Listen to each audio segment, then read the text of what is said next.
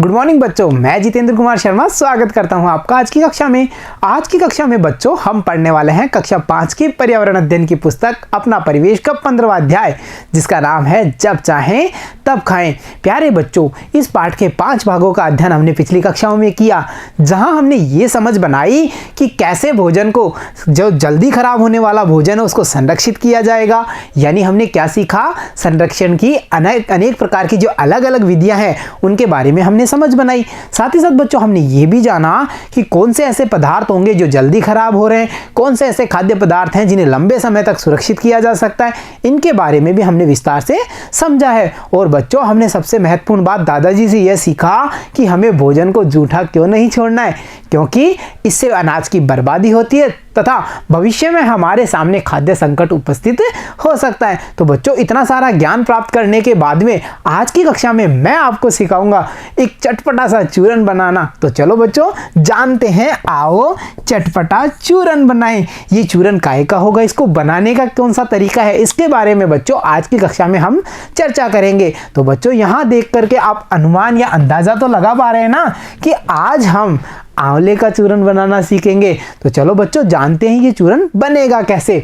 तो देखो बच्चों, सबसे पहले हमें 10 से 15 आंवलों को अच्छी तरह धो करके सुखा लेना है। हमने 10-15 आंवले लिए, उनको अच्छी तरह धोया और फिर उन्हें सुखा दिया। और बच्चों इसे कद्दूकस कर इसे घिस ले। यानी बच्चों जो कद्दूकस होता है, देखा होगा ना आपने, जिस पर हम फलों को या गाजर को इनको घसते हैं, तो उस पर हमें इसको अच्छे से इन आंवलों को घस लेना है। उसके बाद क्या करना है, घिसे हुए आंवलों को पतले कपड़े से ढककर सुखा दे और यह 1-2 दिन में सूख जाएंगे। यानी अब 1-2 दिन तक हमें इंतजार करना है इनके सूखने का। फिर बच्चों 1 से 2 दिन के बाद में अब क्या करना है, जो सूखे हुए आंवला है, मतलब जो हमने उसको घिसा था, उसका पेस्ट टाइप बनाया था, उसको अब हमें बारीक पीस लेना है। और हमने उसको पीस लिया है। यानी अब बच्चों चूरन तो तैयार हो गया, पर इसको टेस्टी भी तो बनाना है ना, क्योंकि तभी तो होगा ना ये चटपटा चूरन। तो बच्चों जो चूरन है इसमें बराबर की मात्रा में पिसी हुई शक्कर मिला ले। यानी बच्चों आप अंदाजा लगा पा रहे हैं ना, आंवला स्वाद में खट्टा होगा, शक्कर हमने मिलाई वो मीठी होगी, तो चूरन कैसा हुआ, खट्टा मीठा।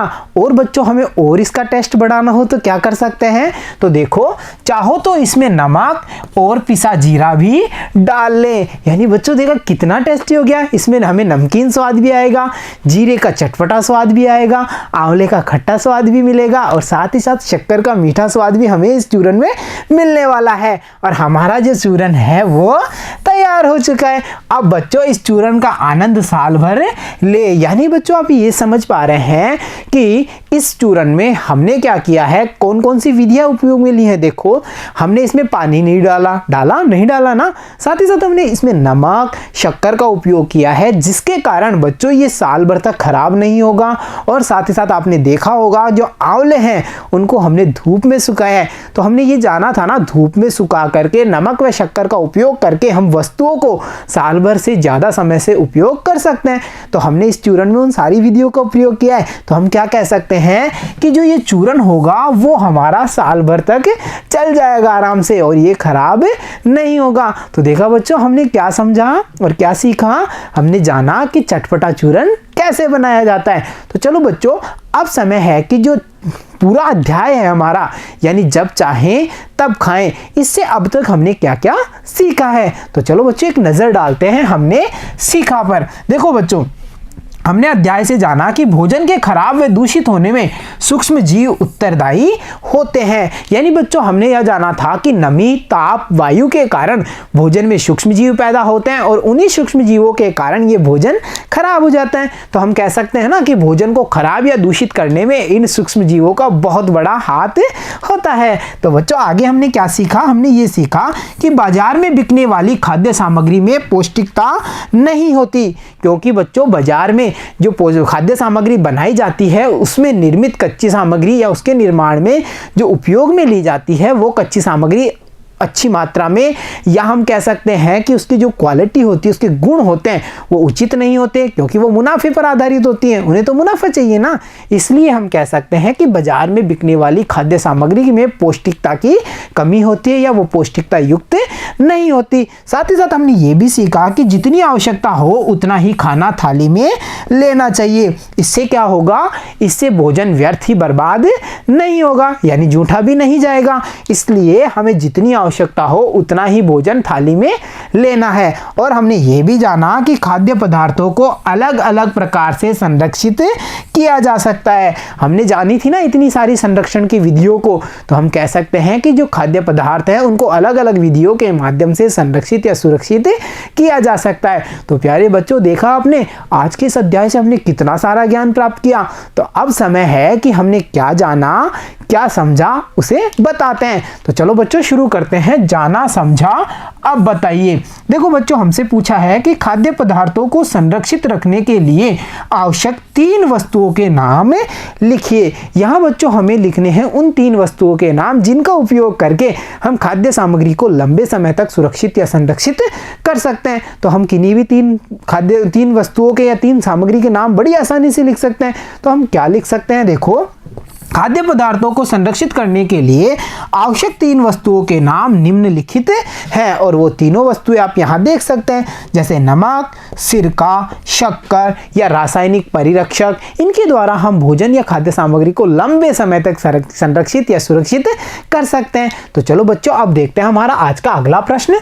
अगला प्रश्न है, नींबू के अचार को संरक्षित करने के लिए किन किन वस्तुओं का उपयोग करते हैं। तो बच्चों, आपने खाया होगा ना खट्टा मीठा नींबू का अचार, तो उसे बनाने के लिए या उस नींबू के अचार को संरक्षित करने के लिए किन किन वस्तुओं का उपयोग किया जाता है, उनके बारे में हमें यहाँ पर बताना है। तो हम कह सकते हैं ना, इसमें शक्कर और नमक का उपयोग किया जाता है, जिसके कारण नींबू का अचार हम काफ़ी समय तक या लंबे समय तक उपयोग में ले सकते हैं, वो खराब नहीं होता। तो हम क्या कह सकते हैं, शक्कर और नींबू वो पदार्थ हैं जिनका उपयोग नींबू के अचार को संरक्षित करने के लिए किया जाता है। तो चलो बच्चों, अब देखते हैं आज का अगला प्रश्न। और हमारा अगला प्रश्न है, भोजन को व्यर्थ या बर्बाद नहीं करने के लिए आप क्या करेंगे। तो ये तो बड़ा ही आसान है।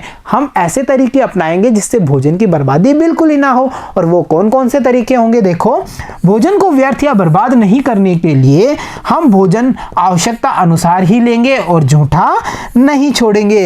यानी जितनी हमें आवश्यकता है उतनी ही मात्रा का भोजन हम थाली में लेंगे, और आवश्यकता होगी तो हम और ले लेंगे, परंतु एक साथ अधिक मात्रा में भोजन थाली में नहीं लेंगे, जिससे जूठा भी नहीं रहेगा और भोजन की बर्बादी भी नहीं होगी। तो देखा प्यारे बच्चों, हमने कितने सारे प्रश्नों को बड़ी आसानी से हल किया है। तो चलो बच्चों, अब देखते हैं आज की शिक्षा। तो हमारी शिक्षा है, भोजन का अपव्यय ना करें। यानी भोजन का उपयोग करते समय बड़ी ही सावधानी रखें, अपने विवेक का उपयोग करें और जितनी आवश्यकता हो उतना ही भोजन थाली में लें। इससे क्या होगा, इससे भोजन का अपव्यय नहीं होगा। और बच्चों, हमने यह भी जाना कि सदैव ताजे भोजन का ही सेवन करें। यानी ये हमारे लिए बहुत आवश्यक है कि हमें साफ सुथरा और हम कह सकते हैं पौष्टिकता से युक्त और ताज़ा भोजन का ही उपयोग करना चाहिए, नहीं तो हम अनेक प्रकार की बीमारियों से ग्रसित हो सकते हैं। तो देखा प्यारे बच्चों, जब चाहें तब खाएं, यानी जितनी आवश्यकता हो उतना ही भोजन ग्रहण करना है। साथ ही साथ मतलब भोजन को संरक्षित करें और फिर आपको जब चाहिए आप उस भोजन का उपयोग कर सकते हैं। जैसे हमने अचार बनाया और जब हमारा मन हो हम उसे खा सकते हैं। तो जब चाहें तब खाएं। तो प्यारे बच्चों, आज की कक्षा में इतना ही। मिलता हूं आपसे अगली कक्षा में, तब तक के लिए धन्यवाद बच्चों।